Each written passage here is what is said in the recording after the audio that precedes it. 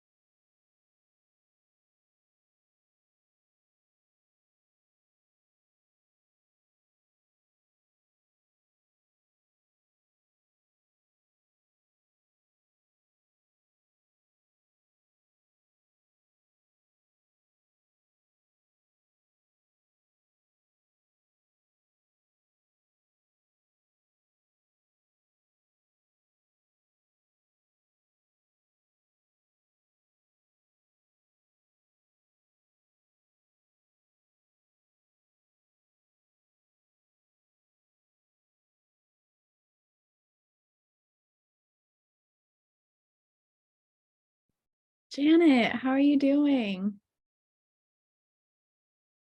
I haven't seen you in a while.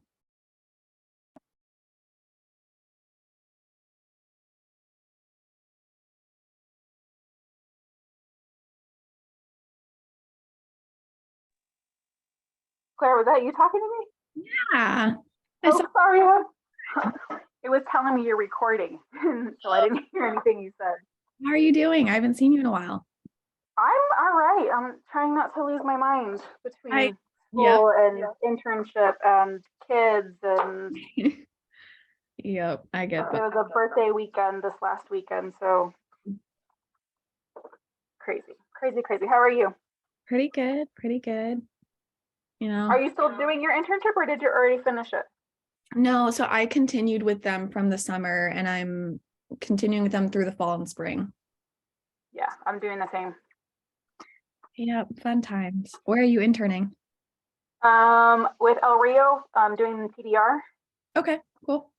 and so it's been really cool because I've been able to go in and observe in the midwifery unit and to see how their clinics function versus how my primary care and psych clinic functions. That's awesome. Same patient population, but they both are very different. Yeah, no, that's really cool. So, fun times.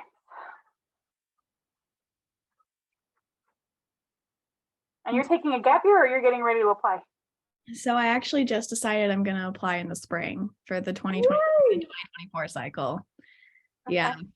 And then if I'm only applying to a handful, I think I'm applying to 3 schools in the spring. And if I don't get into one of those, then I'll work for a year and apply to my full list. Your full list? Yeah. Yeah, I think I have like 7 or 8 on my list right now. Yeah. And I'll be able to apply in the spring for all of them because I think I only need to take one over the summer. I think I have to take biochem over the summer and not have everything else. Okay. That's So awesome. we'll see. Yeah. I don't lose my mind first. Yeah, right. I just created my CASPA account the other day and it's a little daunting when you first make it. Yeah, I haven't done that yet. I figured I'd take the winter and not take any classes, but study for the GRE because I have one program that requires the GRE. Yeah, I'm gonna be mostly working on my CASPA application over winter, but I figured I would just start setting it up and everything right now. Cool beans. Good luck. You too. Well, hey y'all, it is officially 5:30. I just have a couple quick announcements before we turn it over to our guest speaker for today. The first one, I am going to throw a link in the chat box right now. If everyone could please fill that out. It is regarding our social on November 30th. Exec, this applies to you too. Please also fill this out. It's just asking if you're planning to attend in person, virtually, or not attend. The only reason that I need this is for a head count to see what size of a room we need to reserve for the social.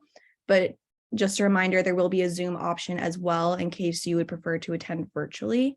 I'll also send that link out after this meeting.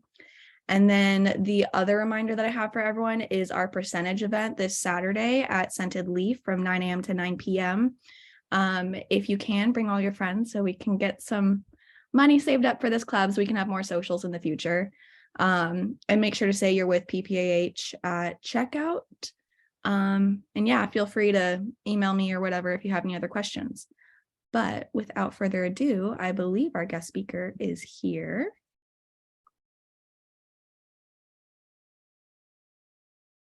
Hello, everyone. Are you able to hear me? Yep, we can hear you. Okay, wonderful. I just had to switch my my internet, my Wi-Fi over, so I just want to make sure.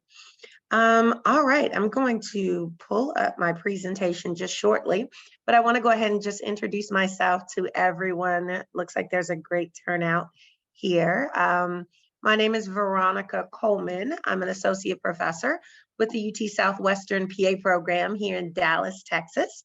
I'm also the director of admissions here with the program. I've been with the program now going on 8 years. I am a surgical PA by training, plastic and reconstructive surgery.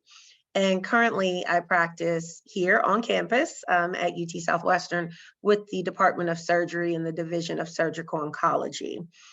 So I have been a surgical PA from day one. As soon as I graduated, went straight into plastics and reconstructive surgery. And I've always been at a teaching institution. So previously licensed and practicing in Louisiana, and now licensed and practicing in Texas. So I want this to be extremely informal. I've been lecturing and teaching all day, so my voice will likely come and go. I have some tea right here with me, so you'll see me sipping on that. And what I'm going to share with you is just kind of our basic information session presentation that I do probably maybe 2 to 3 times a month, especially during the height of admission cycle. We're currently in our open admission cycle. We have 2 more interview sessions remaining for the incoming class of 2025. A quick little kind of breakdown about UT Southwestern. We are one of the oldest programs in the state of Texas. There are currently 11 PA programs kind of in the works in the state of Texas. 8 are fully accredited. UT Southwestern being one of the originals. We are part of what's considered the UT system. So there's UT Southwestern, UT San Antonio, UT RGV, there's a ton of them. We are considered a state-funded program, so more like a public program as opposed to a private institution like Baylor PA program or Hardin-Simmons PA program, if you're familiar with any of the other Texas programs. Our class cohort size is 60. So we take in 60 new students every year. They start school in May, usually the 2nd or 3rd Monday in May. And the program as a whole is 30 months in length. So it is a master's degree program. 15 months of the program is didactic and 15 months of the program is clinical. So I am going to go ahead and pull up my presentation. Once again, please feel free to ask any questions. I'm not sure that I will be able to see the chat box. So if you have anything, just kind of unmute, shout it out, or if there, any of the officers on here would like to just kind of monitor the chat and let me know, that works as well. And I'm going to move this bar over so that you all can see the bulk of this. I'm one of those professors that does not read slides. I assume that everyone on here can read, so I will not read any of these slides, but I will just touch on the high points.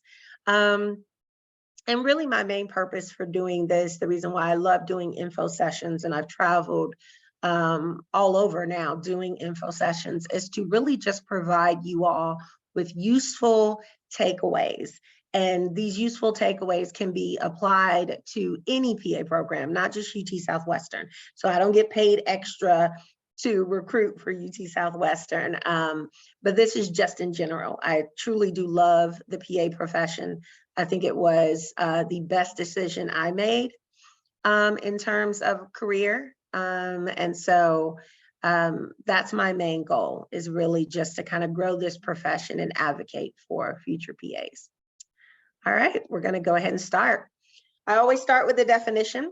Prior to that, we always include the year we were established. As I mentioned, we're one of the oldest PA programs. Most of you all, I'm sure, know that we are a fairly young profession, so we're still in our 50s. That being said, you can see our program was established in 1972. So we've been around a long time. We've been accredited the entire time, and we have never had our accreditation status placed on probation or received any citations to the point that we would be looking at losing our accreditation or being placed on probation. That is a very important point for you to make sure you know about any program that you decide to attend. Because if you do attend a program that is on probation or has provisional accreditation and they do not receive full accreditation, or as I said, if they're on probation and they lose their accreditation, then that will ultimately make it, I won't say impossible, but very challenging for you as a graduate from that program to get licensed. So make sure you are very clear on what your program that you decide to attend, or the programs that you're looking at, make sure you're clear on what their accreditation status is. Definition of PAs, this is super important because you would be surprised in the 8 years that I have been on the academic side of things, that I have seen individuals apply for PA school and have no idea what PAs do. It's pretty pathetic. Another reason why this is important is when we hold information sessions, we invite all individuals in the public. And so what we found is with a lot of our first generation college students, you know, they have parents who have no idea what a PA is. And so it's very helpful to provide a definition so that their loved ones and their support system have an idea of what they're doing. I always tell my students, you know, I was a non-traditional student. This was a second career for me. So I had already been out practicing, working in the real world for over 7 years before I went to PA school. And when I went to PA school, my father particularly thought I was crazy. He was like, you have a degree, you're working, you have a job, this makes no sense. And I don't even know what you do.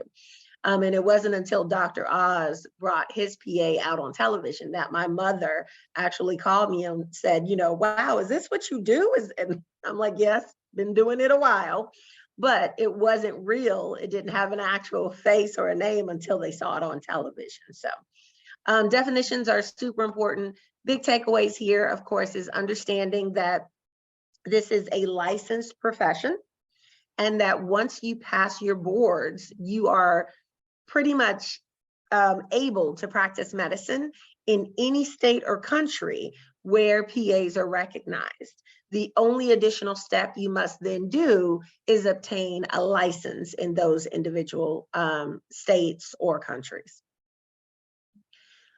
Basic roles of a PA, I'm sure everyone on here is familiar with these. Major takeaways here is just understanding that, you know, there's a common misnomer, and that is that because we have the word assistant in our name, that we somehow only assist the doctor and do not practice autonomously. This is also why there's been such a huge drive. And then, of course, you know, now recently, the approval and voting of changing our name officially. That will take years, especially in terms of a lot of the documents and things that are out there legally. Understand that you cannot call yourself a physician associate if your institution has not crossed over to that new title. So like our institution, they still utilize the term physician assistant or PA. So you cannot legally call yourself a physician associate. You can put it on your Instagram and your this, that, and the other, and your LinkedIn. But when you are seeing a patient in an institution, you cannot use that title if it is not recognized at that institution. So just FYI. Mission statement. This is the mission statement of the UT Southwestern PA program. This is literally the heartbeat of our program. Our mission statement really drives everything that we do. So when we are preparing to do interviews, when we are preparing to sit down and have an admissions committee meeting after interviews, when we are preparing to start a brand new class, we sit down and go over this mission statement so that we can truly ensure that what we are doing falls in line with what we say we are doing. Our entire admissions process and interview process is centered around this mission statement.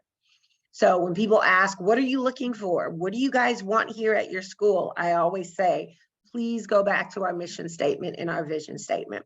If there's something in the mission statement that really doesn't resonate with you, if it doesn't align with kind of your core values, if you are uncomfortable providing care to diverse individuals or a dynamic population, meaning everybody's not going to look and talk and act like you, then this is likely a program that you would not be comfortable in.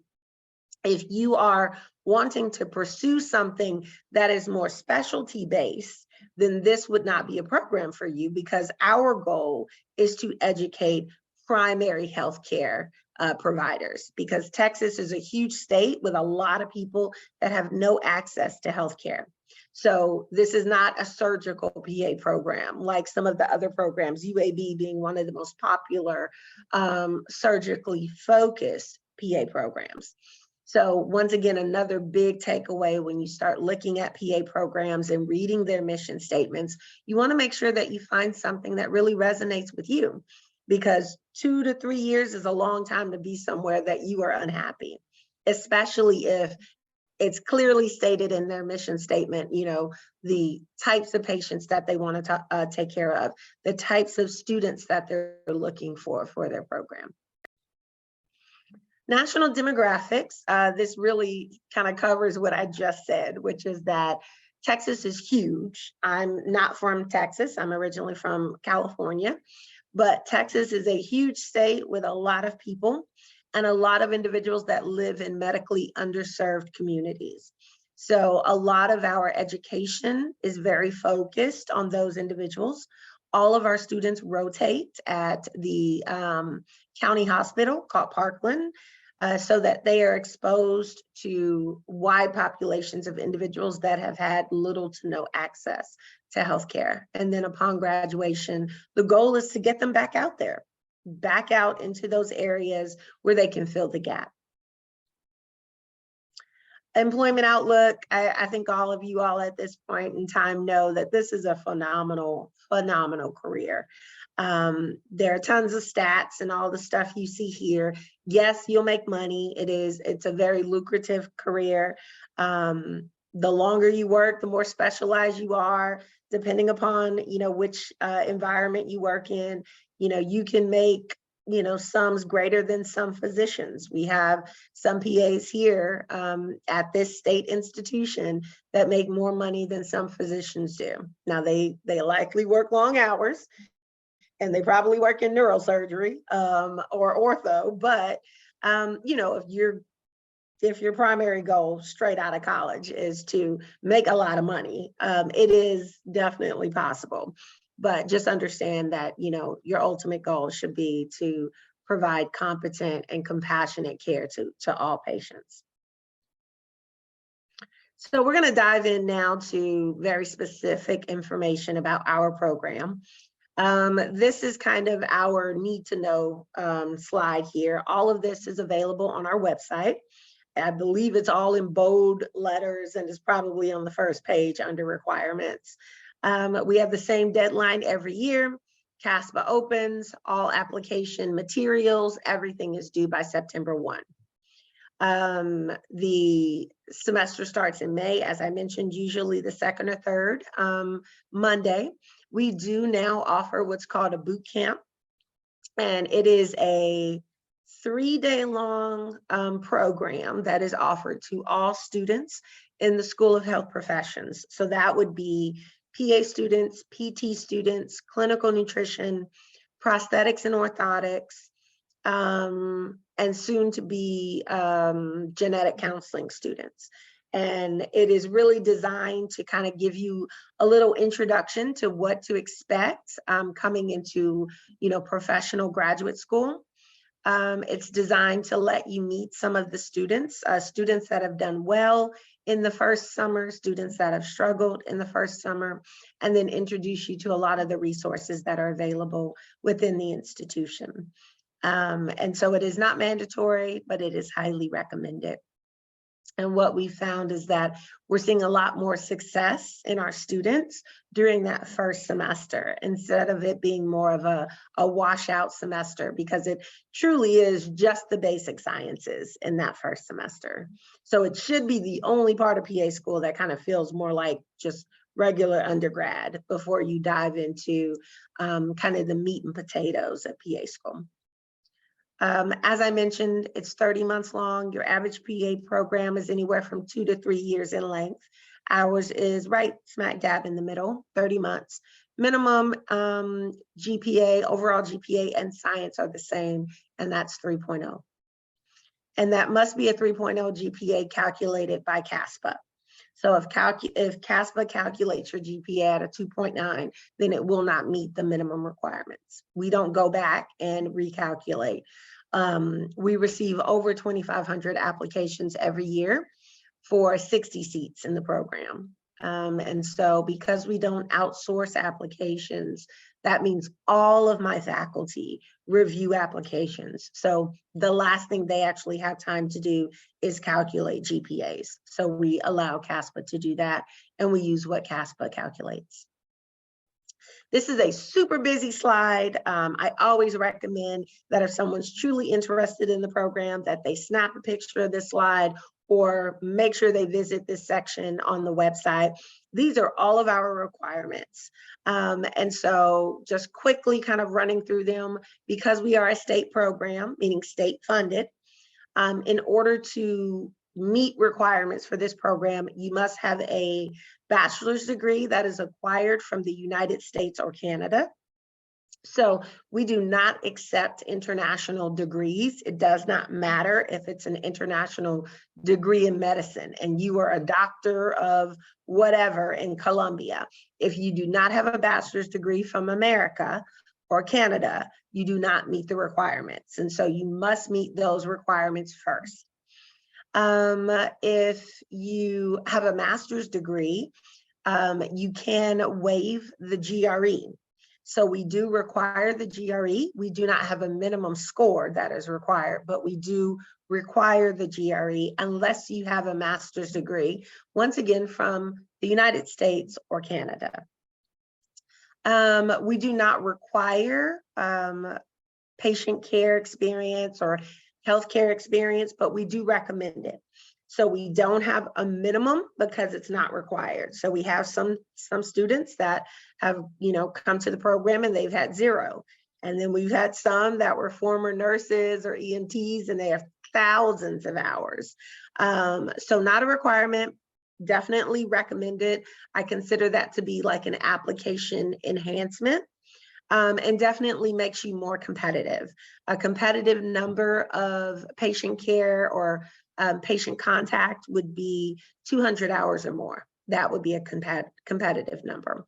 You must have a C or higher on all of your prerequisites.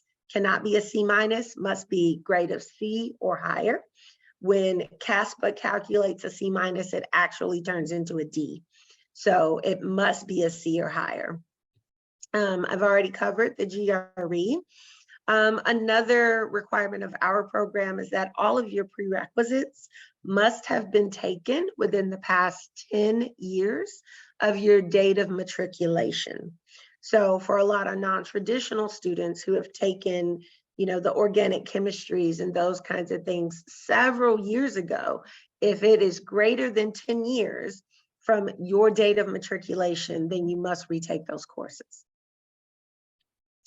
And then this has probably been a requirement for about 3 to 4 years now. And that is if you have interviewed twice for our program, then we will not review your application again if you resubmit. The reason is because we utilize the MMI, and I'll talk about that briefly in a moment, but it's the multiple mini interview. If you're familiar with that, it is an interview process that was originally developed in Canada at McMaster University, and it was designed for medical residency trainees. The goal of the MMI is to really gain access to your applicants' non-cognitive or non-academic attributes. So if we are reviewing your application, that's the academic side, that's the cognitive attributes, but then the interview is designed to give us a view or a glimpse into your non-cognitive attributes. And so if we've interviewed you twice, it's highly likely that you are going to change those things. You are who you are, and that's fine. It doesn't mean that you shouldn't be a PA. It just means that you may not be the best fit for this program.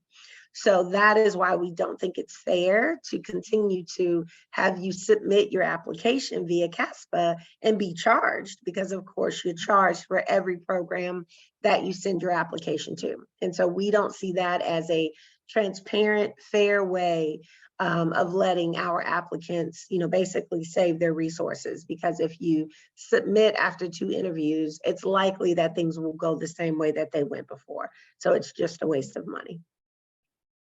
There's a question in the chat. It was regarding the September 1st application deadline. The question is, how does that compare to other PA programs? I know for the state of Texas, the vast majority of the programs have that same date or somewhere around that same date, within like 3 or 4 days. Most programs prefer to have their applications closed by either the beginning of September or the end. And that's just because most PA schools start around that May timeframe. Now, we have 2 new PA programs in the state of Texas that are private, and they actually start in January. So their application deadline phase is a little different from ours. You can kind of do the math in terms of, how soon their deadline would come about. What happens is that we're all interviewing the same applicants. And so because they charge a seat holding fee, we tend to get a lot of applicants that are interviewing with us, but then they find out they've been accepted to one of these other schools and they actually start school in January. Well, we're still interviewing in January. So at that point, the applicant needs to make the decision as to what they want to do. We have had students who have paid a seat deposit, and then they find out that they've gotten accepted into our program, and they decide to forego that deposit and come to our program. We even had one individual that actually started school, started with another PA program, and then got the phone call from us that they had been accepted into our program. And so they withdrew basically from the other program. They unfortunately lost some of that tuition because they didn't withdraw in time, but they felt as though they were a better fit for our program. So, but that's been fairly new within the past 2 years. Okay. And then I also have a question regarding the 2 interview, like at the 3rd point, like the application will be reviewed. Does that also apply for individuals who are waitlisted but not interviewed, or individuals who are denied before interview? So if you have never been interviewed, it does not apply to you. So if you've applied year 1, you didn't get in anywhere, you apply again year 2, you didn't get in anywhere, you can continue to apply. We have seen students that have truly just made themselves more competitive. They've built their application. Sometimes you need 3 years to do that, Sometimes you've got grades that are pretty low that you need to bring up. Your science GPA might be right at that 3.0, but then, there's a concern with some other things. Maybe you don't have any leadership or service. And that's the big thing with holistic applications, because we don't utilize a point system, we truly are holistic. So we're looking for everything. That's why I have students in my program now, and I'll show you a slide in a little bit where you actually see the range of their GPAs. I have some students that have a 3.0 right there at the cutoff, but they've got everything else. They've got leadership, they've got service, they've done some research, they've got hands-on patient contact, all of those things. And then we have, those students that make a 4.0 all the way throughout college, which I still don't understand, but apparently it's possible. So we have the whole spectrum of applicants. If you are waitlisted, then that means you were interviewed.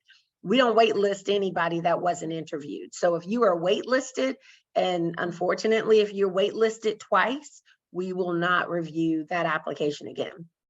Okay. Another big takeaway is that you guys know better than I do that no one applies to one PA school anymore. I mean, that's why CASPA exists. Back in the day when I went to PA school, you know, all of your stuff came in the mail. If you got the big envelope, you got in. If you got the little tiny envelope, it was an I'm sorry letter. So, you know, people did just apply to one school. You know, when I went to PA school, I think there might have been 10 or 15 PA programs. Now there are over 300 PA programs. So no one is applying to just one school. So what you have to understand is that as reviewers, when people are looking at your application and you are someone returning or reapplying, they are looking for what you've been doing in the past year. How have you changed? Because not only were you not accepted to their program, it's likely that you weren't accepted to other programs either. So what have you done to build that application up to make yourself more desirable? Okay. And then there's one more question that just came in. How important is research for applicants? So it depends on the school that you're looking at. You know, that's the hard thing about CASPA is that it's one application going to multiple programs. So if you are looking at a program that has research or comments about evidence-based medicine or comments about quality improvement in their mission statement, then guess what? They're going to value research, right? Because you don't get evidence-based medicine without doing research. That's where the evidence comes from. So when we see, you know, applicants that have some research, it's like, oh, great. Because guess what? When you look at our curriculum, our students have a research month. They have a month where they work on their master's project. So we love to have applicants that we then bring in as students that already have some research experience. So that's how important it is. Some programs don't have an emphasis on research. So you may not, you know, that may not be a big deal to them. We are also at a heavily research-driven institution. So that's another thing to look at. If you're looking at programs that are on large, you know, academic, especially academic medicine institutions, there's going to be lots of research going on. So they're going to love to see that on an application. Great questions. So these are our prerequisites. Once again, all available on the website. Big takeaways here. Wherever you see the asterisk, that basically means that that course must be for science majors. That means it needs to be on the syllabus, in the course description, somewhere where it says for science majors. We will not accept those courses if they are for veterinarian majors, if they are for nursing majors, if they are for pre-physical therapy, if they are for nutrition majors, so on and so forth. It must say for science majors. Those are going to be your higher level science courses. Human anatomy and physiology, we do accept the split course. So human anatomy, or what do they call it? A&P1 and A&P2. We will accept those as long as the lab is a part of those courses. The human anatomy must be exactly that. It must be human. We are training PAs to take care of humans and not whales or other animals, so it must be human anatomy, but we will accept a vertebrate physiology because when it comes to physiology, a liver is a liver, whether it's in a frog or a human. So it's going to pretty much do the same thing. Other than that, another caveat is we accept any online courses. They can be in-person, online, community college, university, Ivy League, it doesn't matter, as long as they are for science majors. Deadlines, once again, this is just to reiterate the September 1 deadline, and that's for everything, including your letters of reference. So if you are asking someone to write your letter, please ensure that they get that uploaded and into the system prior to that deadline. Things that we're looking for, considerations. So a lot of programs outsource their applications. We do not. So what that means is that we don't pay individuals, other people in the public, people that are non-PAs or whatever the case may be, to review our applications. only our faculty review our applications. And the reason is because we feel as though those are the people that are truly invested in this program. They are truly invested in this profession, and ultimately are going to be the individuals that will be responsible for those incoming students learning. So when they are looking at applications, because we are holistic, once again, we don't have a rubric. We're not writing down, oh, you know, Claire gets 2 points because she's got 2 letters from a PA and 1 from an MD, or, you know, Janet is a -4 points because she went to a community college. We don't do that. We actually value all of those things that I've already mentioned, and we're looking at the applicant as a whole. So quality and quantity of academic preparedness, that's really what we call BCPs, or biologies, chemistries, physics. Those are your science courses. Those are the courses that are going to ensure that you are fully prepared for that first semester when you are taking human anatomy, physiology, neuroscience, you know, all of those very heavy science courses. A competitive number would be 50 semester hours or more. And that has actually been proven by our PA Education Association, that applicants with 50 or more semester hours of biologies, chemistries, and physics have less difficulty with semester 1 of PA school. So that is why it is so appealing and attractive to programs when they're looking at your overall BCPs. Healthcare experience, I already told you, it's not a requirement, but definitely something we like to see. It's kind of challenging when you've only got 30 months to train a new incoming PA and they pass out when they see blood. So it's hard, and I've had to deal with that. We've actually seen that. So healthcare experience, very important. 200 hours or more would be considered competitive. Honors, awards, service, and leadership, yes, yes, yes, and yes. And why do we want those things? Because those are the things that we actually expect out of our alumni and our students. So if we bring in applicants that are already used to kind of doing a little bit of everything, maintaining their grades, or let's say they're athletes and they're maintaining that 3.1 or 3.2 while, you know, also being the captain of the soccer team, and, you know, or a single parent that's working 2 jobs and maintaining that 3.0, you know, they will not come into the program and be shocked when we expect them to do all of these things. Our students volunteer their time at several free clinics and shelters here in the Dallas-Fort Worth area. We have a women and children's battered women's shelter that they provide medical care to those patients. And we have a men's homeless shelter that has a clinic run by a PA, and our students, medical students, and PA students, medical students, and pharmacy students all work several shifts there throughout the month. So once again, if you bring in applicants that are used to really just kind of achieving all of those things, then you don't end up with PA students that all they do is go to class and don't do anything else to support or help the community.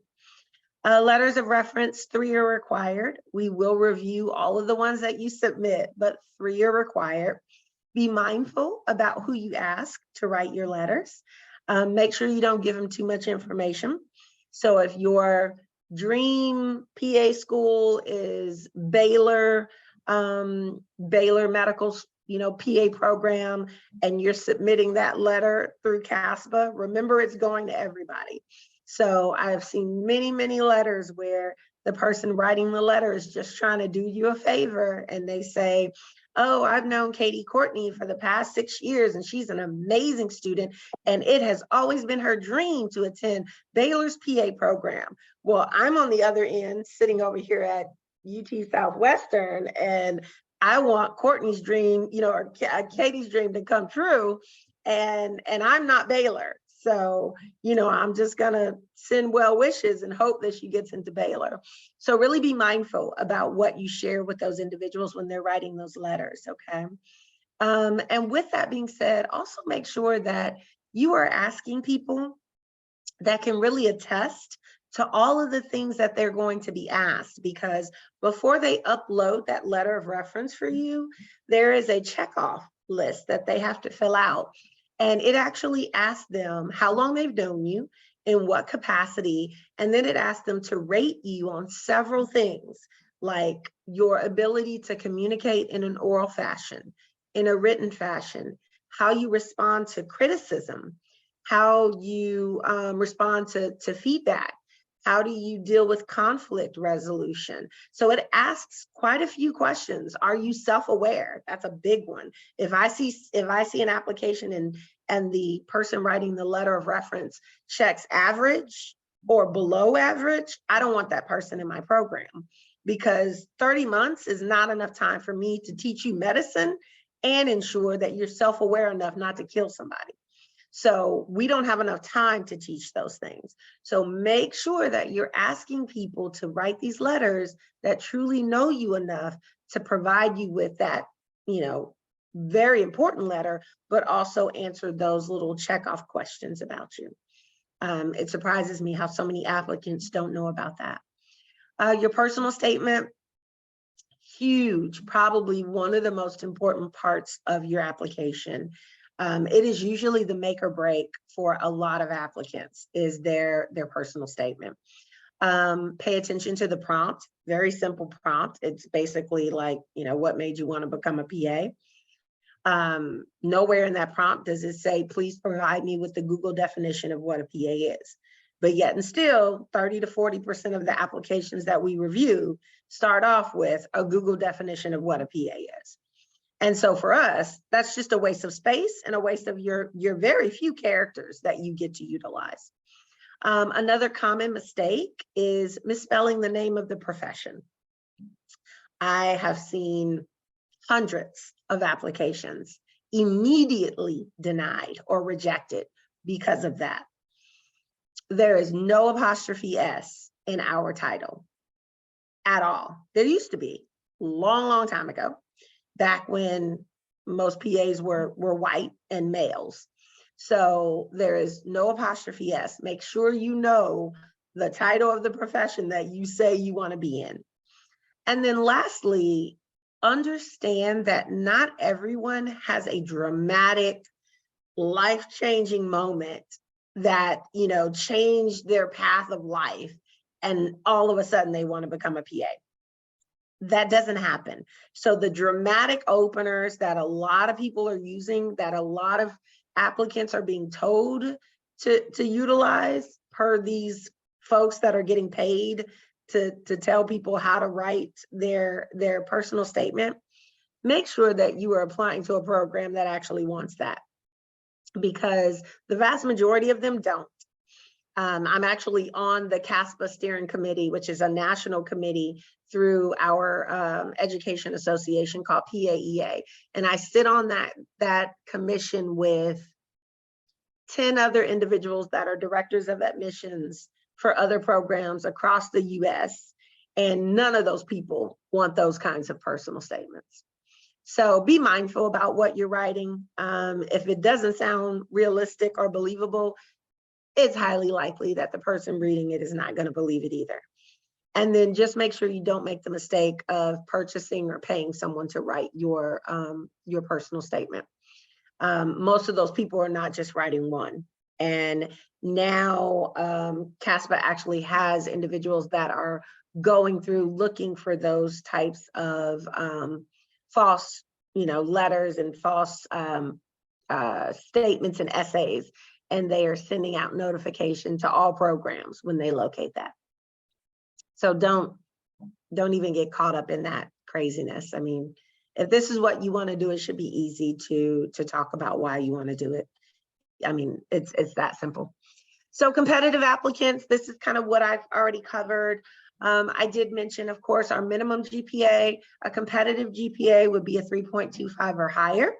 But as I said, we do take 3.0s as well. We're looking for the total package.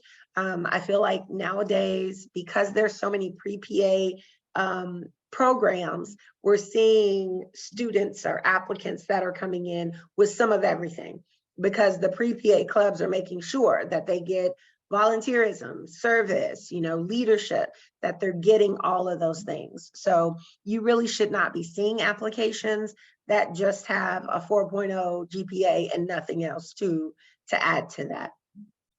I think I've covered everything here.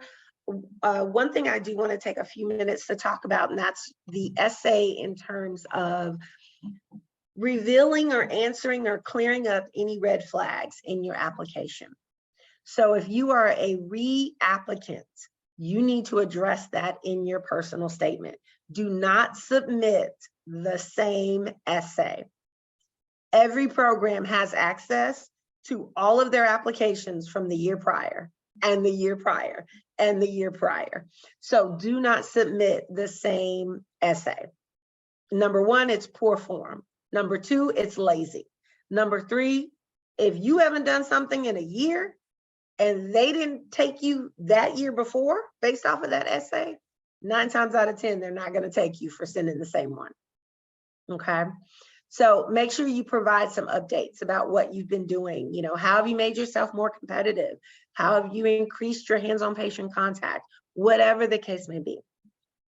If there are any questions about grades on your application, maybe you just had a really bad junior year, now's your time to answer those questions. Don't spend the whole essay doing it, but if there's something specific that happened, or maybe you were working 3 jobs, or maybe someone got sick and you were the primary caregiver, or maybe you just needed to know how to, you know, balance your study time and you know, personal time and those kinds of things. Now's the time to address that. Okay. So make sure you utilize that space to the best of your ability to really answer any areas that may present themselves as a red flag for the person reviewing your application. I have a quick question regarding that. Let's say a student withdrew from 1 or 2 classes throughout their entire undergrad experience and they have a W on their transcript. For 1 or 2 classes, would you recommend that they address that or no?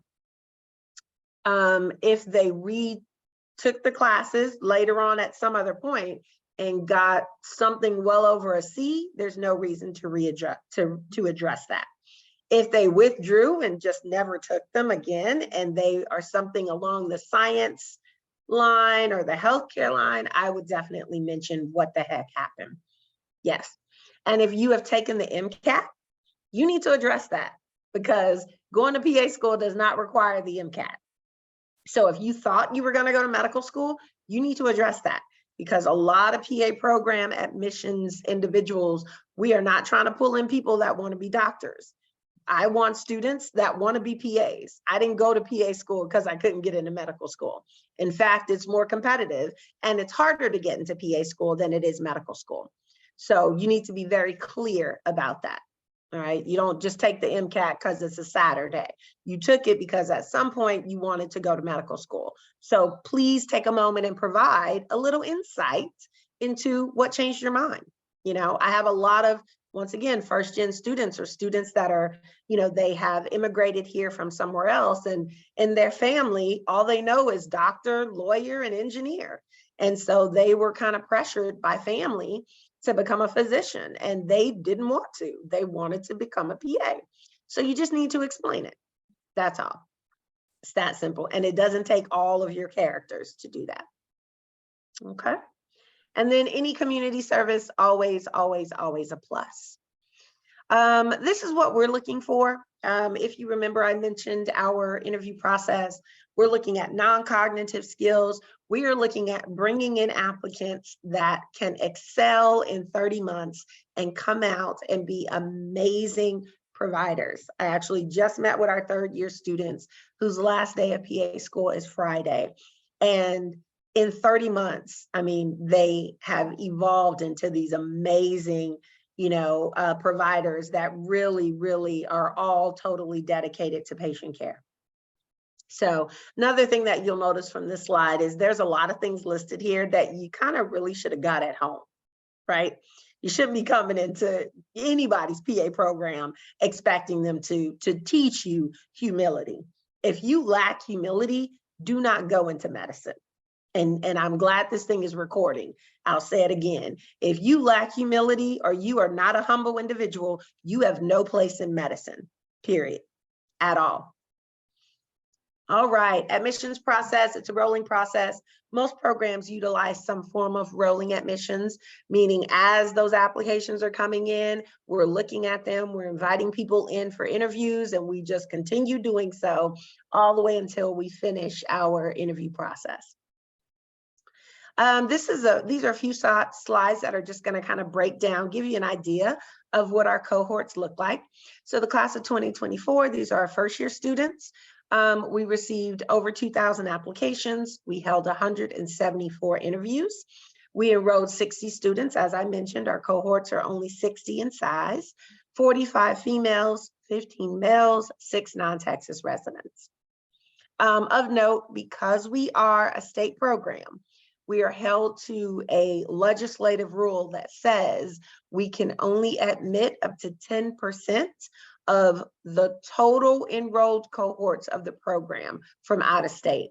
So that means all three classes.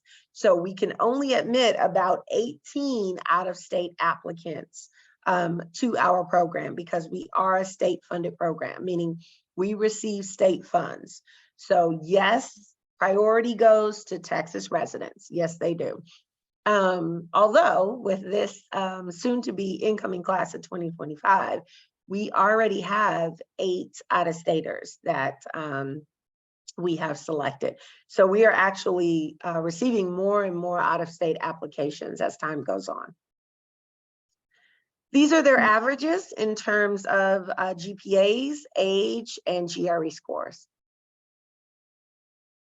I have a quick question, kind of going back to like rolling admissions and what you were talking about before. I think I asked Claire kind of about this in the last meeting, but I know nowadays, especially, it's really common for people to take a gap year just to kind of get like more hours, whether it's patient care or volunteer hours, and just things like that. And I know that with rolling admissions, kind of you want to submit as early as you can, but also once you kind of apply, your hours are like locked in.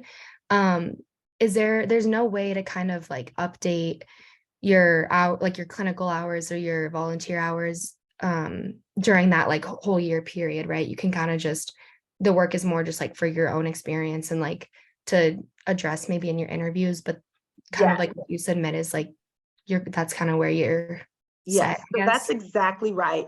So there's no way to formally update it via CASPA. They won't do that. But what I encourage you to do is to just send an email to there should be like an admissions email for every program, and and not every month, but with a substantial update. Like, I just wanted to update you that now currently my patient contact hours are at 2,000 and whatever, and you include your name and whatever your CASPA ID is. I get those all the time. And so if it's someone that we're still considering, then I will actually go in and I will just make an update so that my faculty who are reviewing that application are aware of that. Another thing to make sure you do is on the CASPA application itself, in that box where it says description, because you're going to have to put dates. And so you can say, September 23rd, 2022 to current. Right. And then you can just in the description say, I plan to continue shadowing or volunteering at so-and-so, place every Thursday until I am accepted into PA school. And so that the reader is aware that, oh, okay, she didn't just do this to get those 5 hours and now she's not doing it anymore. Yeah. Right. Okay. That makes sense. Thank you. Yeah, you're welcome. These are our second years. Once again, very similar. 169 interviews, 60 students, once again, 46 females, 14 males, no non-Texas residents in this group. And here are their averages. You can see the age stays around 20, 24, 25, 26. We actually love to have students that have taken a gap year. We see a lot of growth in those students, and we see a lot of maturity. Sometimes, and I'm not an ageist, and I don't want anyone coming off this Zoom thinking I'm anti one age or another, but sometimes we get, some very young individuals that have had no life experience. No one's ever said, I don't like you, or no one's ever not picked them. and they get into PA school and life gets really real, and they're no longer the smartest one in the class, and so on and so forth. And they really, really struggle, as opposed to having someone that has truly had to be resilient and kind of bounce back from, some dips in life. So, PA school is hard, and life doesn't stop because you're in PA school. So you really have to be prepared for just about anything that can happen and still be able to continue on. And these are our students that are getting ready to graduate or finish the program on Friday. So 1,800 applications, 162 interviews. Once again, 46 females, 14 males, and 2 non-Texas residents. And these are their averages. And as you can see, we stay around, average GPA is always going to fall around a 3.6 because we accept students with 3.0s and we accept students with 4.0s. Cost of our program is listed here. This is tuition for an academic year. It does change a little bit every year with the cost of living, but we are consistently below the national average. So not only are we one of the least expensive programs in the state of Texas, we are one of the least expensive PA programs in general. So we are also what they call a BYOD campus, which is bring your own device. And so you must have a laptop in order to attend this program. These are incidentals. I've mentioned the computer, your medical equipment, of course, which you will need the second semester of PA school, all the way until you graduate, and a lab coat. All students need 2 lab coats. We buy one, they buy the other. And then, of course, books, and this is kind of your total for your incidentals. Tuition plus fees all together right here in front of you. So you can see our non-Texas residents still below the national average for out-of-staters as well. And then our in-state tuition for the entire 30 months. We always bring in a bright side of things, and that is you will make great money when you graduate.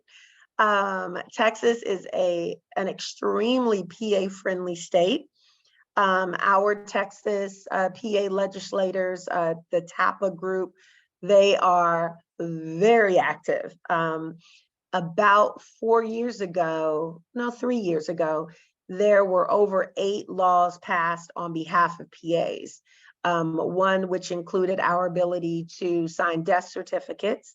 Another included our ability to volunteer for sporting events as well as school events without any supervising physicians being present. Another included our ability to write for and sign for durable medical equipment. So meaning we can discharge patients home with all the equipment that they need and don't need any type of supervising physician's signature. And also in the state of Texas, upon graduation, a PA can immediately apply for a DEA license to write for Schedule II drugs. And that is not the case in every state. So you definitely want to be aware of what your state is doing on behalf of you as a PA in that state. It really, really, really makes a difference in terms of what it is you can do as a PA. So briefly, just about the overall look of the program. As I mentioned, 30 months. So we'll run through the first 15 months, which is all didactic, or like my students like to call death by PowerPoint. So semester 1, 13 semester hours. This is the heavy science-based semester, like I mentioned. So you're gonna have your basic sciences, human anatomy, lecture and lab, physiology, neuroscience, and then a course called professional practice issues, which is all about everything you've ever wanted to know about being a PA. So all of the national organizations, state organizations, medical ethics, law, professionalism, all of that good stuff. Fall semester is when you dive into real PA school. This is when you start learning medicine. A lot of the stuff you can't see. So this is your pathophysiology, You've got clinical medicine 1, integration skills 1, patient evaluation 1, pharmacology 1. Those 4 courses all go together. So we utilize a system called integrated blocks of instruction, very similar to how medical school is taught, which means we are teaching our students in systems bases. So they start with dermatology. They learn the pathophysiology behind dermatology, the disease processes behind dermatology, the medications to treat those disease processes that affect the skin, hair, and nails. They learn the integrated skills of that, meaning how do I interview a patient? How do I do a full interview with a patient that's coming in with a rash, and how to write that note. And then patient evaluation, they learn how to do the physical exam. So how do I examine the skin, the hair, the nails? And then they move on from there and they go head to toe. So cardiology, pulmonary, they just took their pulm exam on Monday, orthopedics, GI, so on and so forth. Pathology is another basic science course. So that's back over at the medical school. And then professional development is a really cool course that they take with all of the other student learners on campus. So medical students, PT students, clinical nutrition, some graduate students, prosthetics and orthotics, every student learner on campus. And it's designed to teach all of these learners how to apply the team approach to taking care of patients, because nobody takes care of patients by themselves anymore. So now you learn why you would refer to a certain specialty, or when do I call clergy? When do I call nutrition and dietetics? What can they do? What can they not do? Those kinds of things. Spring semester looks just like the fall, except the number 2 is behind a lot of those courses. So you just continue on, of course, with the rest of those body systems. We add in 2 courses, one called CPPAH, or Clinical Prevention Population Health, and then of course, evidence-based medicine. Evidence-based medicine being super important because that's why we do what we do. We don't just write prescriptions because the names sound cool. We write prescriptions because there's evidence that says this drug works for this, disease process. So this really gets the students into that research side of things, asking those questions. Why do I want to give this patient a calcium channel blocker versus a beta blocker? And then CPPH is really designed for students to learn kind of the down and dirty of a lot of the healthcare disparities that exist right now in medicine, because people didn't know that, you shouldn't treat everybody the same, that some people, whether it be cultural or based on their ethnic background or their religious beliefs, require other things or may see things differently or may not trust healthcare providers. So this really dives into specific populations and how to prevent a lot of the disparities that currently exist. And then they continue with professional development. Then we get into the summer semester. This is the semester they really, really love. It goes really, really fast. It's a lot all at once, but they're all done with the body systems. And now in Clinical Medicine 3, they're learning about specific populations or groups of patients. So Clinical Medicine 3 is composed of pediatrics, women's health and OB-GYN, and surgery, emergency medicine, and trauma. So all of those people should have hearts, lungs, skin, GI tracts, those kinds of things. So they've learned all the systems. Now they're applying it to very specific populations. Clinical skills is all the stuff you see here pictured, the fun stuff, as the students say: suturing, casting, splinting, learning EKGs, x-rays, CT scans, MRIs, intubating. This is when they get their BLS certificate, their advanced cardiac life support certificate, and really get ready to kind of start putting hands on things. They learn how to suture, place IVs, those kinds of things.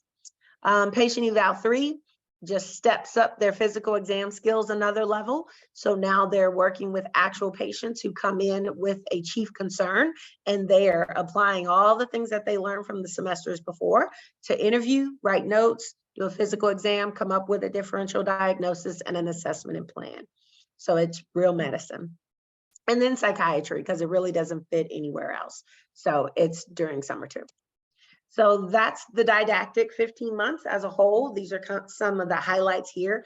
We are a full cadaveric dissection program, so our students do not utilize virtual cadaver lab or virtual dissection. It is all full cadaveric dissection. I've covered the integrated blocks of instruction. We do end the didactic phase with a PPAH exam, which is an assessment exam written by PPAH. It does not have any bearing on the student's grade. It's just a way to help them assess where they are at this point in time before they go off on clinical rotations. Clinicals, I'm going to run through what they all look like. We place all of our students on their rotations. We luckily have wonderful, wonderful partnerships throughout the DFW area and beyond. So we do not accept students into our program if we are unable to place them into rotations, i.e., that's why we only take 60 students, because we know we have the ability to place all 60 of those students on their rotations for the entire 15 months of clinicals. These are core rotations that I'm going to show you, meaning every student does these rotations. Internal medicine, it's a all inpatient experience, 8 weeks long, and these are some of the sites here listed that our students will rotate at. Emergency medicine is 4 weeks. They are placed all across the DFW area at various emergency departments. They do anywhere from 10 to 13 shifts, and those shifts can be 10 to 12 hours in length. Surgery, very unique experience. This is a 4-week-long experience, and our students actually rotate with our second, third, and fourth year medical students who are doing their surgical clerkships. So the PA students and the medical students are actually assigned to the same teams, and they work in teams along with residents, interns, fellows, and of course the attending surgeons. And these are some of the locations that they rotate. Peds is all outpatient. So private practice, tons and tons of pediatric providers across the DFW area, Tyler, Texas, Kilgore, Waco, Fort Worth. Those are the main areas. Women's health, they do 4 weeks. They do what's called a 2 and 2. So they do 2 weeks of labor and delivery and then 2 weeks of actual GYN. This is probably the one thing that, I can officially say that PAs don't do. And that is PAs do not deliver babies. That is not part of our standard practicing procedures. So you will not go to an institution where PAs are delivering babies unless it's an emergency type of situation, or if they're doing a mission trip or they're in another country. So family medicine, 8 weeks, all outpatient, tons of private practice facilities across the DFW area. Psychiatry is 4 weeks. Most of our students do a 2 and 2, 2 weeks inpatient, 2 weeks outpatient. And that is unless they go to the Dallas County Jail, which is one of our special sites that we have an agreement with, where our students actually go there and do their full 4 weeks of psychiatry there in the correctional system, where they treat tons and tons of amazing pathologies. It's probably one of our most highly requested rotations. Infectious disease, this rotation is unique to our program. We started an ID rotation almost 10 years ago. And the reason was because we actually saw a phenomenal increase in our students' board scores after having a full 4 weeks of infectious disease training. So they actually came off that rotation with full knowledge of the antibiogram, what diseases cause, which bacteria, viruses, fungi cause what diseases and how to treat them. And then they end with what's called a primary care preceptorship. This goes back to that mission statement that I showed you guys earlier. This kind of reminds them, kind of ties everything up with a nice little bow. And that is that our main goal is to produce primary care providers. So they do an 8-week-long experience after completing all those core rotations in one of the primary care settings that you see listed here. There are 2 that are not listed that are missing. Geriatrics is one, and then rural family medicine is another. And then lastly, they're all given one elective rotation. It's 4 weeks long, and it can be in any specialty of the student's choosing. Some students actually choose not to do kind of a wild, crazy specialty, and they may just say, I want to do another 4 weeks of emergency medicine, or I really, really liked women's health. I'd like to do another 4 weeks of that. So, but most of them want to do something wild and crazy. So they'll do, you know, interventional radiology, or they may go to another country and do tumor surgery, tumor resections in Peru. Of course, that was all pre-COVID. We have had nobody leaving the country since COVID. So clinical highlights, once again, everything listed here. We do in the clinical phase with the PACRAT again. We offer an in-house PANCE review for our students. So it prepares them for their PANCE exam. That's actually what our third years are in right now. They're in their PANCE review prior to taking their boards. And then we do an in-house job fair for our students. And 85% of our graduating students actually get job offers from that job fair. So it's a really nice way to educate them and keep them right here in Texas if we can. Just some quick notes about the main institutions that our students will rotate at. Parkland, which is our county hospital. It's a level 1 trauma center, delivers the most babies in the state of Texas. They're currently working on a brand new psychiatric hospital, a brand new pediatrics unit, as well as an HIV specialty care unit. This is what it looks like now. Didn't look like that when I worked there, but it is a beautiful, beautiful facility. And then Clements University, which is the building behind my head as well. All of our students will do rotations there as well. That's our university facility. We love to brag a little bit. We have been ranked the 7th PA program in the nation. We're waiting for new updated rankings to come out, but we're hoping that we go up. Definitely don't want to go down. We were number 15 for a long time, so we're super excited about being number 7. Another big bragging right is our national PANCE pass rate. We were one of only 4 programs that had 14 plus years of 100% first-time PANCE pass rate, meaning every student that graduated from this program for 14 years straight passed their PANCE on the first try. We had 1 year in 2019 where we had 1 student that did not pass, and it was not due to academic difficulties. It was actually due to some personal anxiety and things that went on with that individual during their testing. So very excited about that. I've already covered accreditation kind of, but once again, just to let you guys make sure you're taking a look at that. Application services, I don't know much about CASPA other than how to go in there and check my mailbox. So we highly recommend that you familiarize yourself with CASPA and any of the institutions that you're applying to. If you have questions, it's also always fair to reach out to them with questions about your application. CASPA outcomes, this was a huge study that was done a few years back that actually looked at what they recommended in terms of students applying for PA programs, and really to discourage students from applying to just one program. You really have to look at the math and the stats for each one of those programs to look at the likelihood of getting accepted into a program if you only apply to it.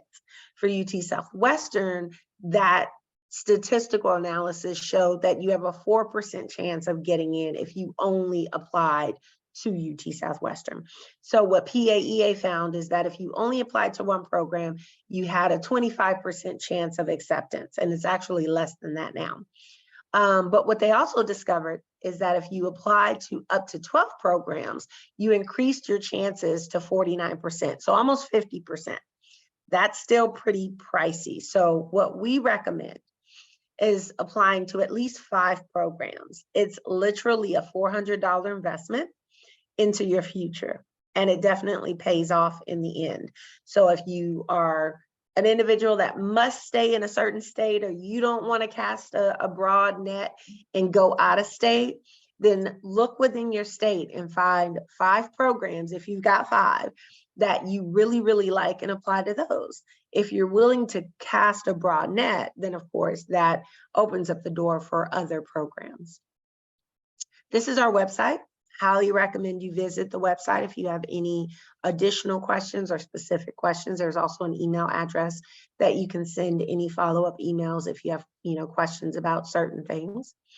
Other sites that we always recommend, Scribing is a wonderful way to get patient contact for a lot of programs. We actually count scribing as hands-on patient contact. Some programs don't, but we do. It must be in-person scribing, though it cannot be virtual scribing. AAPA is a great resource just to learn about the profession in general and what's going on with the profession. Our state academy, of course, your state, definitely reach out to them as well. And then PAEA is a great resource if you just want to know about programs in general. So if you want to know about their statistics, their graduation rates, how many people are passing the boards, what's their accreditation status, PAEA is a great resource for that. Because a lot of programs may not tell you that, even though legally they should have it posted somewhere on their website. Sometimes it's hard to find. So disclosure, we always include this. This is just kind of like that reality check slide, just letting individuals know that PA school in general is fast paced. It is rigorous. When I went to PA school, they said it was the hardest thing that you were ever going to do in your educational career. And I stand by that to this very day. And I tell students the same thing. It will be the hardest thing that you've ever done in your educational career. It's doable, but it takes dedication. You have to be fully committed. And of course, whomever your support system is on the outside, they also need to be committed, because I have seen many marriages end with individuals in PA school because their partners, their spouses thought that they were all on board until they realized that they were going to be spending nights in the anatomy lab, or that they were going to be in a class full of females, or whatever the case may be. We lost a student not too long ago because their wife expected them to be at home in bed at 9:30 every day with her. And I was like, that's ridiculous. There's no way you'll be able to do that. Our students have one class that ends at 8:30. It goes from 6:30 to 8:30 at night on Thursdays. I don't know how you can be at home with your wife at 9:30. When are you going to study? And so he unfortunately was not successful because he did not have buy-in. He did not have the support of his spouse, although he thought he did at the beginning. So he made it all the way to the mid of second semester and couldn't do it because of lack of support. So, and then lastly, another thing is that we don't encourage students to work. Most PA programs do not encourage you to work because usually the first thing that will suffer is your grades.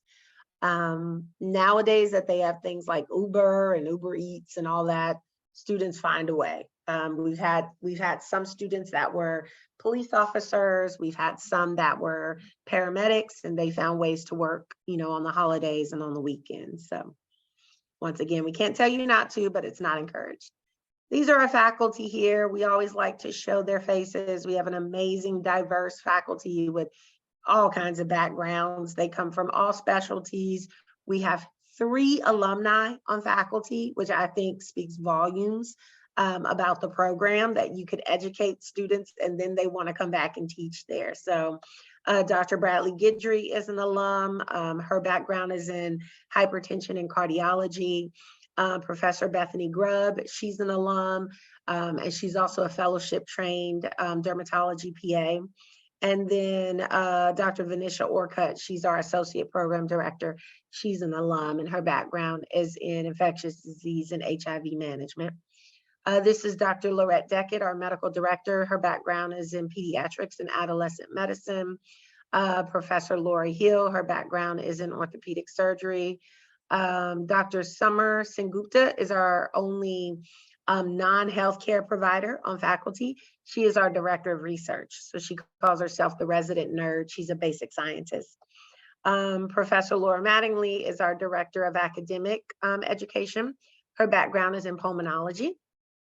Dr. Dave Klocko, he's probably one of our older faculty members. He does more in quality improvement now. His background is in emergency medicine. Professor Johnston is a part-time faculty. She specializes in geriatrics. Dr. Temple House Stampley is our program director and chair, and she actually did her residency at UT Southwestern, and her background is in internal medicine. Professor Michael Statler, former president of PAEA. She's past president. Her background is in neurosurgery. Dr. Botran is really weird. He is a pharmacist and a PA. So you know what course he teaches, pharmacology 1 and 2. And his background, he did a critical care fellowship. And then Professor Jessica White, one of our newer faculty members, and her background is in primary care and I believe some pediatrics. These are our staff. They they definitely are the individuals that keep us running. They find our sites for us. Half of them work on the academic side and then half on the clinical side. Common COVID-related questions are listed here. These are the most common things that we get asked from individuals whose education, has been affected by COVID. So all of that is kind of listed here. We do not accept pass, fail, or satisfactory or unsatisfactory for any prerequisites. You must have a letter grade for those prerequisites. And that is it. Any questions? Try to get through that as quickly as possible, but also leave time for any questions. I have a quick question. So what kind of made you decide to work on like the admissions part of being a PA rather than, because I know you worked clinically beforehand, do you still work clinically and do the admissions, or did you kind of switch from like one to the other? Yeah, so I do both. I always tell people, most PAs, we don't become PAs to go into education. If Right. someone asked me if I would be teaching at this point, I would have said, heck no. But I really love mentoring and I love students because I feel like students keep me on my toes. So that's kind of what sucked me into education. And the beautiful part about UT Southwestern is that all of the faculty, except for our tenure faculty, they all still practice clinically. So you don't have people teaching you that are not actually out there truly still seeing patients. So like my students will say, what happened in clinic yesterday? Or, what happened in the OR, that kind of thing. And it's nice because it allows me to maintain a close relationship with a lot of our preceptors. So I am also the clinical course director for surgery and emergency medicine, because I work with the vast majority of the surgeons in our institution. And then I took on the admissions piece just because I'm truly dedicated to diversifying the workforce of the medical field, especially within, PAs. Our goal is to create a medical workforce that looks like or mirrors the patients that we actually provide care for. It is because the medical field is so homogenous that we have the healthcare disparities that exist this day. It is because we have such a homogenous medical workforce that people think that Black people experience pain differently than white people do, or, things of that nature. So that has always been a goal of mine. And that's, what I love about our program is that that is a goal of the programs as well. Cool, thank you. Mm-hmm. Any other questions? Floor is open. Yeah, I have a question. Mhm. So I know that you said that you guys were ranked number 7 nationally. Mhm. What determines like the rankings? So it's done by US News and World Reports. And my understanding is they send surveys out. And the surveys go to recently graduated PA students, current PA students, as well as some of the administrative staff in various PA programs. I've always thought it was a popularity contest. I know there's no money involved. but it has a lot to do with students' exit surveys and exit interviews as well. So they look at various things, but it's all done through that company, not the individual schools. Okay, thank you. That makes sense. Mm-hmm. Great questions. Anything else I can answer for you guys?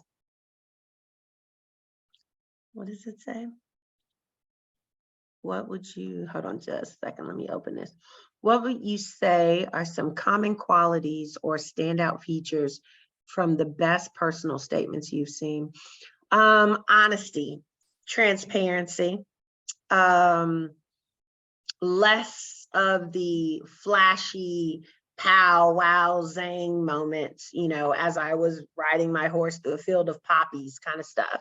And more of the real life, you know, this is what happened. You know, initially when I started school, this is what I thought I wanted to do. Or, you know, growing up with little to no access to medicine, you know, I was the one taking care of so-and-so. It just the truth, really. Those are the prime qualities that we look for. Some students just go into saying, well, this is my second year applying to PA school.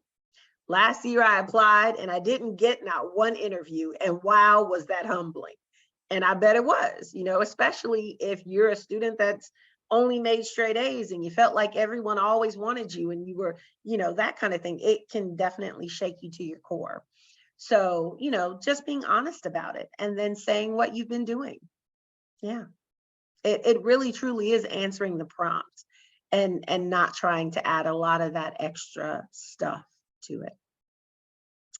What did a typical day look like when you worked as a PA? And so currently I work 2 to 3 days clinically. I have an OR day and then I have 2 clinical days.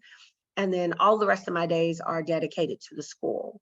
Before that, when I was solely plastic and reconstructive surgery, my days usually started around 5 o'clock in the morning. Because as I mentioned, I've always worked at a teaching institution. So I've always had a resident or an intern or someone that I had to go and meet and make sure they knew where to go and what to do and that kind of thing. So we would usually meet around 5 o'clock, 5:30, maybe 6 if it was a good day, but usually 5, because most surgical cases roll back is the terminology, but basically that means they take the patient back to the operating room around 7:30. So you've got to have all your patients that are on the floor, meaning admitted to the hospital. You have to have all of them checked on, looked after, notes written, all of that needs to be done before 7 o'clock, 7:30. And then the team that I worked with, I had 2 surgeons, and we would operate Monday mornings, and then we would have a flat clinic on Monday afternoons. We would operate all day Tuesday. Wednesday, we would operate all day. Thursday, we would have our cosmetics clinic. And then Fridays, we would operate all day.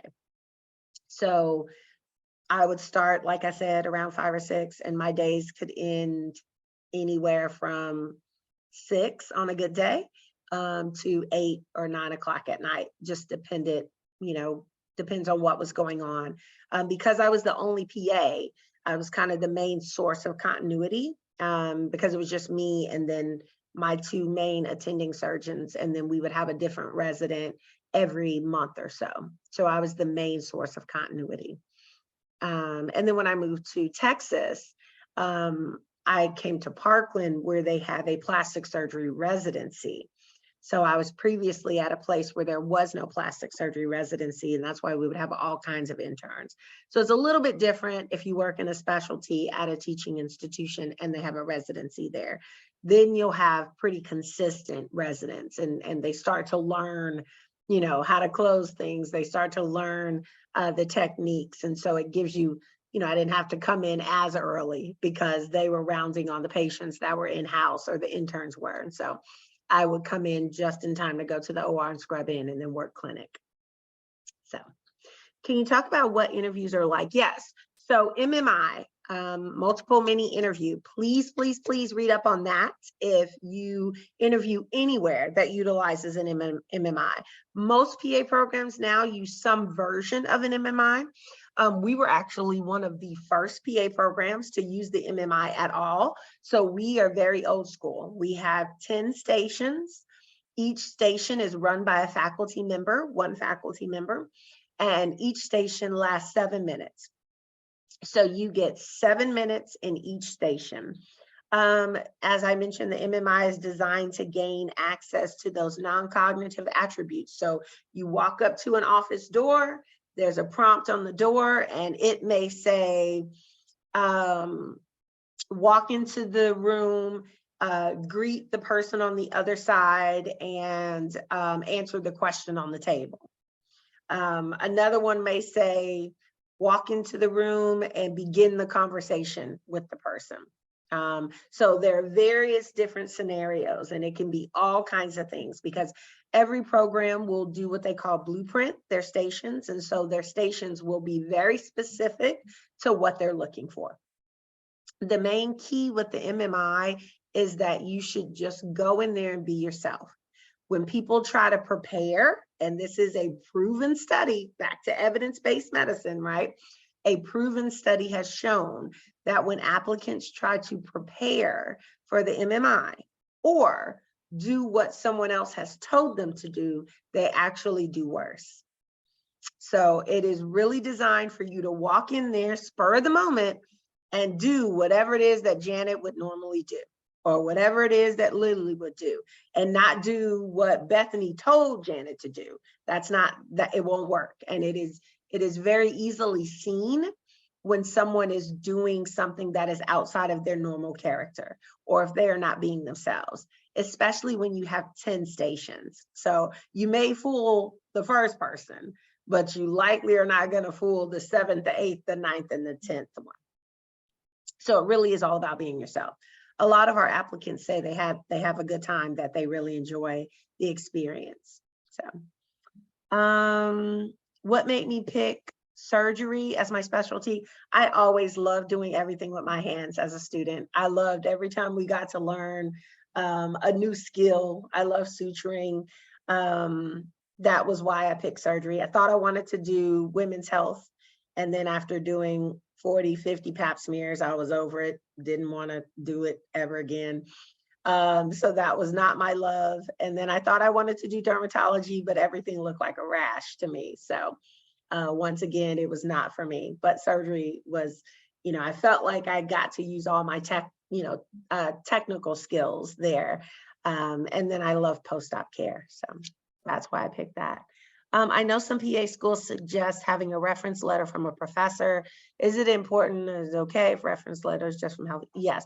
So if the school says that they provide points or give extra points, then I would say yes. What I encourage you to do, though, is be very careful, because I can tell you about 70 to 80% of the letters that I get from professors are not very supportive of the applicant if the applicant did not get an A in the class. So if you got a B, you are likely going to get a B reference letter. If you got an A and they actually know who you are, then yes, ask them. What most professors do is they don't know you from Adam. They're going to ask you to submit your resume or, a write-up about who you are, and they're going to send a templated letter that doesn't say much. And what they also do is, on that checkoff that I told you about that they have to fill out first, they will consistently rank students average. I see it all the time. So that has really done nothing to make you more of an appealing candidate. So please ask professors that you actually know. If you were a TA, if you were whatever, then yes, ask them. But if you just showed up like everybody else and you got a B, it's not going to do much for your application. Unless it's a program, like I said, that says, oh, we give points if you have a letter from a professor. I would rather see letters from people that actually know you. Okay, looks like some folks got to jump off. Okay. can you ask a professor for a letter of rec that is not a STEM related class? Yeah, absolutely. If they know you, it does not discredit their credentials. So if they know you well, if you know, whatever, if you help tutor or those kinds of things, yes, yes, and yes. But to just ask a professor because they're Dr. So-and-so of the Department of Biology, I'm guaranteeing you it's not going to help you if they're going to write you a standard letter. There are very few letters from professors that I read that are personalized. And we even kind of have a running joke about it because, you know, we'll get 2 letters from a professor and it has done nothing for the applicant's application. And it's unfortunate, you know, and we can't reach out to the applicant and say, don't ask this person, you know, ask somebody that's actually going to write something that's beneficial for you. So another thing about letters, don't ask everybody from the same place. That makes no sense. When you fill out all of your experience, shadowing, volunteering, working at this restaurant, babysitting, you should have people from all of those walks of life, not the one doctor's office that you worked at for 2 months. And now you got the nurse, the doctor, and the PA. So now you got everybody from that one part of your life, but you've been working at TGI Fridays for all 4 years of school. Well, why isn't your boss one of your letters? Why didn't they write about you? Because they clearly know a whole lot about you, probably a whole lot more than this person. And so it really does kind of make your antennas go up. It's like one of those kind of red flags, like, well, why didn't she include these people that have known her for years? You know, what is it that they know about her that she doesn't want us to know? So I hope that was helpful. If I missed your question, let me know. I think I covered them all. Any other questions or concerns that I can address?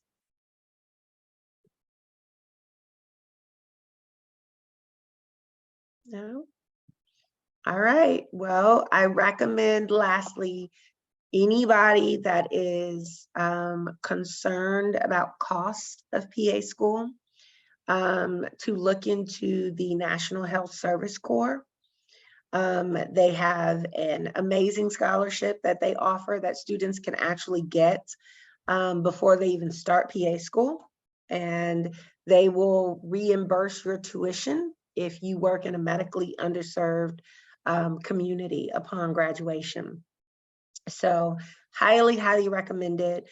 Even if you don't look into that one, don't let the cost of PA school deter you from applying and going. There are so many programs out there that will help reimburse any loans that you have to take out.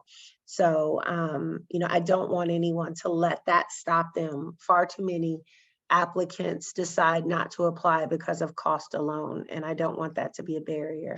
So good luck to everybody.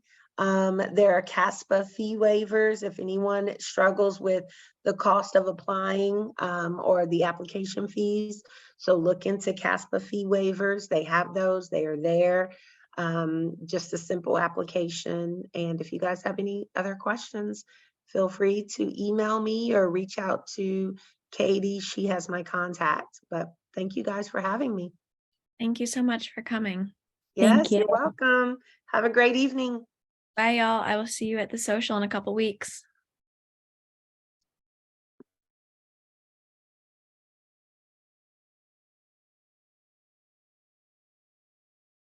Bye, Gigi. Bye.